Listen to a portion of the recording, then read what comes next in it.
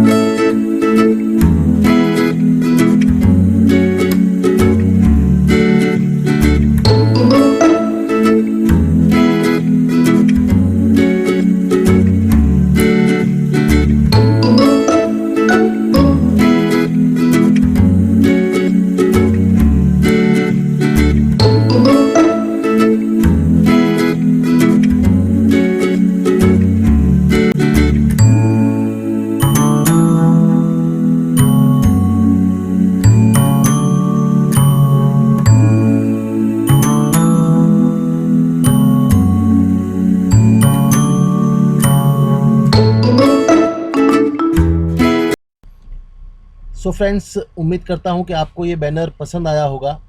तो आप चाहें तो ये अपने क्लाइंट के लिए इस तरह से बैनर बना सकते हैं। तो फ्रेंड्स, इसी तरह के और भी वीडियोस और भी बैनर्स हम आपके लिए लेके आएंगे। तो फ्रेंड्स, हमारे इस चैनल को सब्सक्राइब कीजिए, शेयर कीजिए अगर आपको ये चैनल पसंद आता है, हमारे वीडियोस आपको पसंद आते हैं तो। सारे ही ट्यूटोरियल्स हैं इसके अंदर। तो फ्रेंड्स, आज के लिए इतने रखते हैं, फिर आपको मिलते हैं किसी नए डिज़ाइन के साथ, किसी नए आइडिया के साथ। Thank you for watching the channel.